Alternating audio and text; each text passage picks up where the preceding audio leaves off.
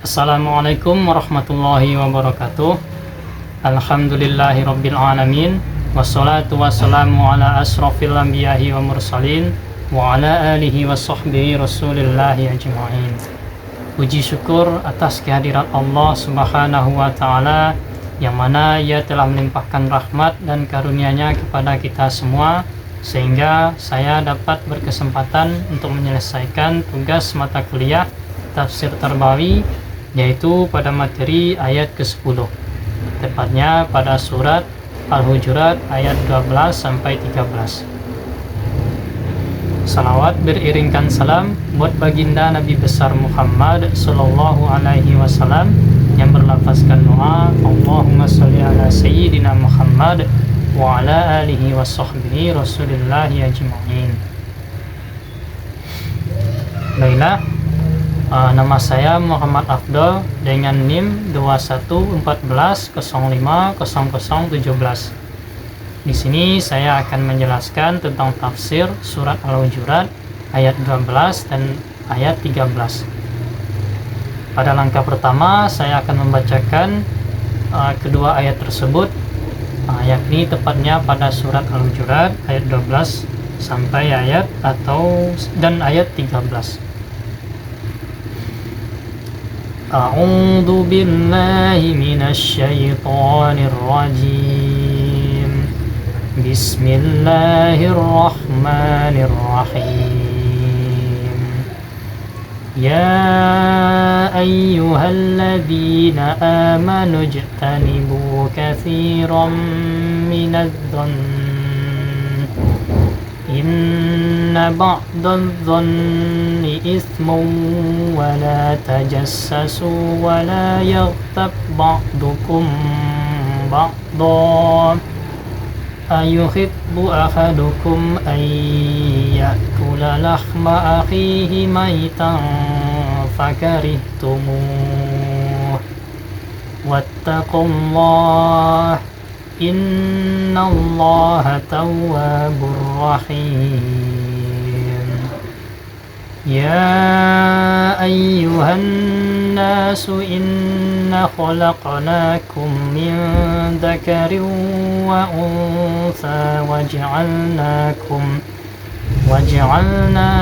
syu'uban wa qabaila lita'arafu inna akramakum indallahi atqakum innallaha alimun khabir. Baiklah, itulah tadi pembacaan surat Al-Hujurat ayat 12 dan ayat 13. Selanjutnya saya akan mencoba mengartikan perkata dari kedua ayat tersebut. Yang pertama yaitu ayat 12.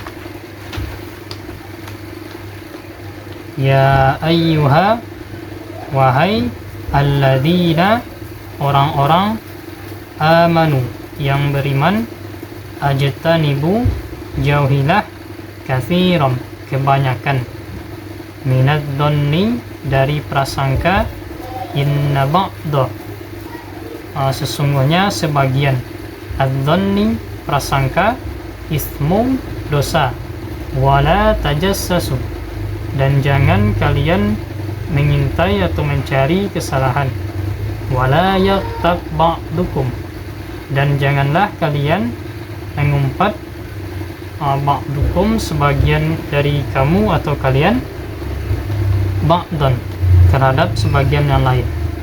Ayuhibbu, apakah kalian menyukai, ahadukum, salah satu di antara kamu, ayyakula lahma, bahwa memakan daging, akhihi, saudaranya, maitan, bangkai atau yang sudah mati, fakarihtumu, maka kalian benci atau jijik padanya. Wattaqullah, dan bertakwalah kepada Allah, innallaha, sesungguhnya Allah, at-tawwabur rahim, Maha penerima tobat, Maha penyayang. Selanjutnya ayat 13. Ya ayyuhan nasu, wahai manusia, inna sesungguhnya khalaqnakum, kami telah menciptakan kamu dari zakarin, seorang laki-laki, wa unsa, dan seorang perempuan, wa ja'alnakum, dan kami menjadikan kalian syu'uban, berbangsa-bangsa, wa qabaila, dan bersuku-suku, lita'arafu, supaya kalian saling mengenal.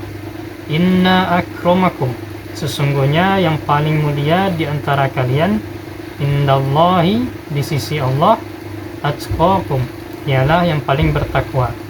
Innallaha, Allah, sesungguhnya Allah, alimun khabir, maha mengetahui, maha melihat.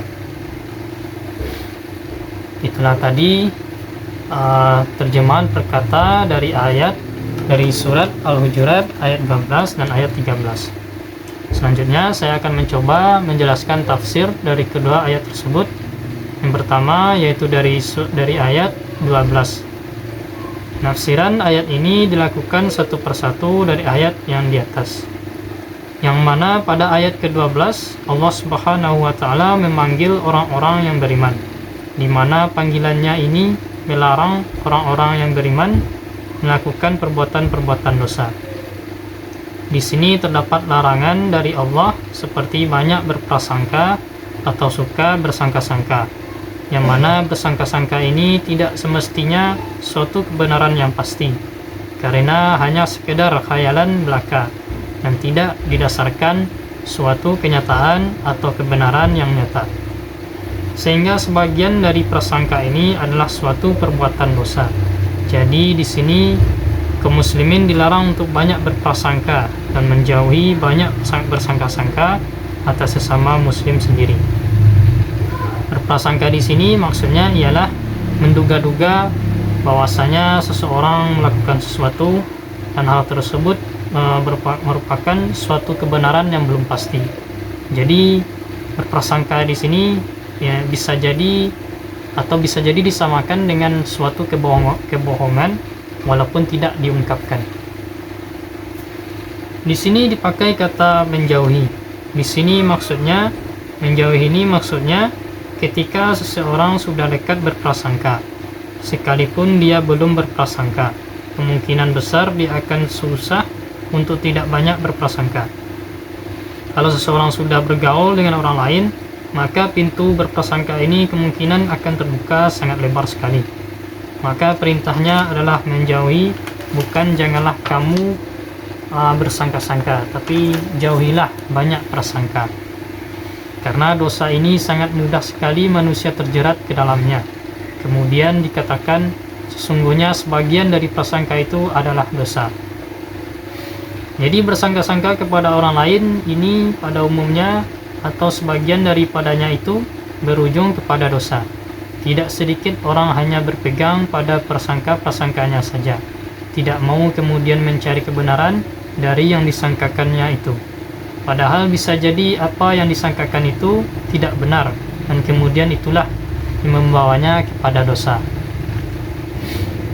Kemudian larangan yang kedua adalah Allah melarang setiap orang muslim untuk mencari-cari kesalahan orang lain, melihat-lihat, mengintip-ngintip, atau mencari-cari kesalahan saudaranya atau kesalahan orang lain, atau suka mencari-cari mana yang salah dari orang lain, sibuk dengan kesalahan orang lain, yang pada akhirnya dia menghabiskan dirinya untuk itu saja. Kesalahan orang lain itulah yang mungkin mengantarkan seseorang pada dosa. Karena ketika seseorang sudah tahu kesalahan orang lain, maka sangat mungkin setan untuk membelokkan melakukan dosa yang memanfaatkan kesalahan tersebut. Karena itu, seorang muslim dilarang untuk mencari-cari kesalahan orang lain. Bahwasanya kalau seseorang telah melakukan suatu perbuatan dosa, maka jika Allah telah menutup aibnya, kita selaku sesama muslim atau selaku sesama manusia, jika kita tahu perbuatan dosa orang tersebut, maka kita sebaiknya juga tutup mulut atau tidak membicarakan kesalahan-kesalahan tersebut. Sesungguhnya Allah Maha Penerima Taubat lagi Maha Pengampun. Kemudian larangan yang ketiga yaitu dan jangan sebagian kamu menggunjing sebagian yang lain. Hal inilah yang disebut dengan ghibah.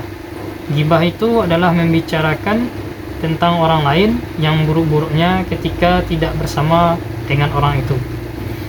Jadi bicara dilarang yang kemungkinan orang yang dibicarakan itu tidak suka jika hal itu dibicarakan di depan dia, sekalipun apa yang dibicarakannya itu benar adanya.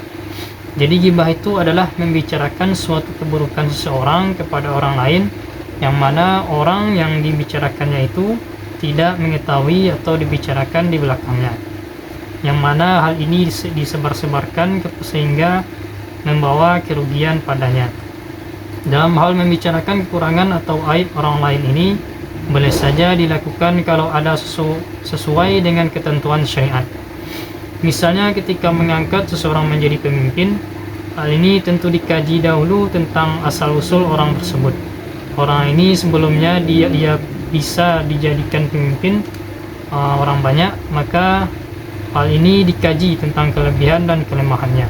Dan kelemahannya inilah yang sering kita lihat bahwasanya kelemahannya ini seperti kekurangannya. Lalu apa-apa saja yang menurut kita suatu kekurangan, jika hal ini penting dibicarakan, maka hal ini perlu dipertimbangkan lagi sebelum dia menjadi pemimpin di kalangan orang banyak. Sepantas ia dikaji untuk diangkat dia sebagai pemimpin dan untuk kemaslahatan orang banyak, maka hal ini boleh dibicarakan. Contoh lainnya seperti menggugat seseorang di pengadilan, maka perlu dijelaskan suatu yang dirasa perlu untuk diceritakan, dan hal itu sesuai batas-batas keperluan apa yang dibicarakan tersebut. Kemudian Allah menyebutkan, apakah kamu mau atau menyukai memakan daging saudara-saudara kamu yang sudah mati? Inilah yang diilustrasikan oleh Allah orang yang melakukan ghibah ini, yang mana pada hakikatnya sama dengan memakan daging saudara-saudaranya sendiri yang sudah mati. Kemudian langsung dijawab oleh Allah sendiri, yang mana sudah pasti kamu tidak mau, maka janganlah lakukan perbuatan-perbuatan tercela seperti itu. Dan kemudian bertakwalah kepada Allah, sesungguhnya Allah Maha Penerima Tobat dan Maha Penyayang. Kalau pernah sekiranya kita khilaf atau terjatuh pada perbuatan dosa ghibah seperti ini, maka sesungguhnya bertakwalah kepada Allah dan kemudian bertobatlah.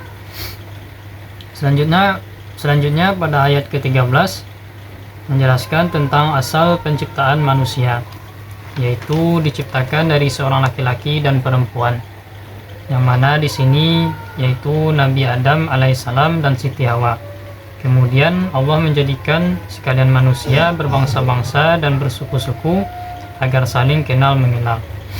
Allah menjelaskan dalam ayat ini dengan maksud Allah menjadikan segala umat manusia yang ada di muka bumi ini dengan berbagai macam keragamannya, dengan tujuan agar umat manusia saling kenal mengenal, saling bersilaturahim antar satu sama lain. Sesungguhnya yang paling mulia di antara manusia itu ialah orang yang paling bertakwa. Sesungguhnya Allah Maha Mengetahui lagi Maha Melihat.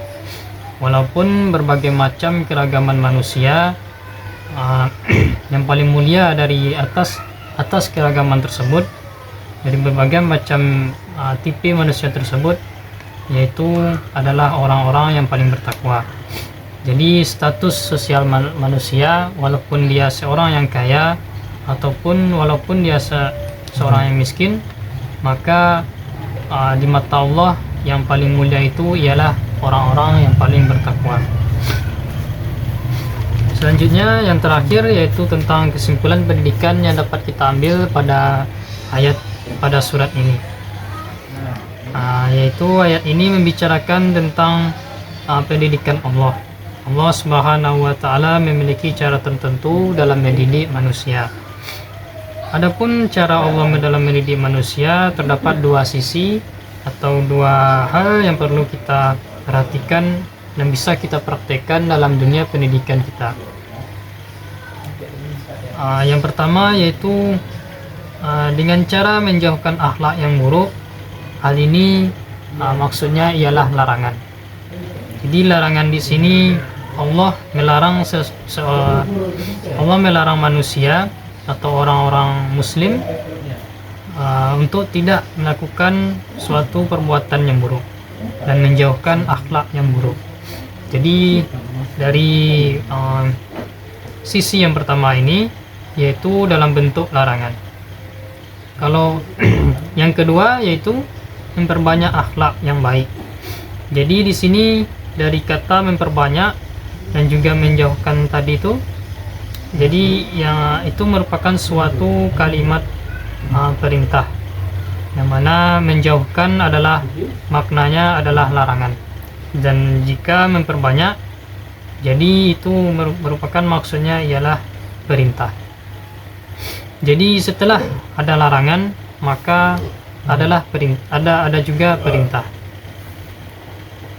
Inilah kedua sisi dari contoh pendidikan yang diberikan Allah kepada manusia. Allah memiliki cara seperti ini supaya menjadi suatu pendidikan yang sangat seimbang. Misalnya setelah Allah melarang manusia, maka Allah memerintah manusia. Jadi dengan cara ini Allah Subhanahu wa taala setelah melarang manusia kemudian memberikan suatu alternatif, yaitu suatu perintah agar pendidikan ini tampak dan berjalan secara seimbang.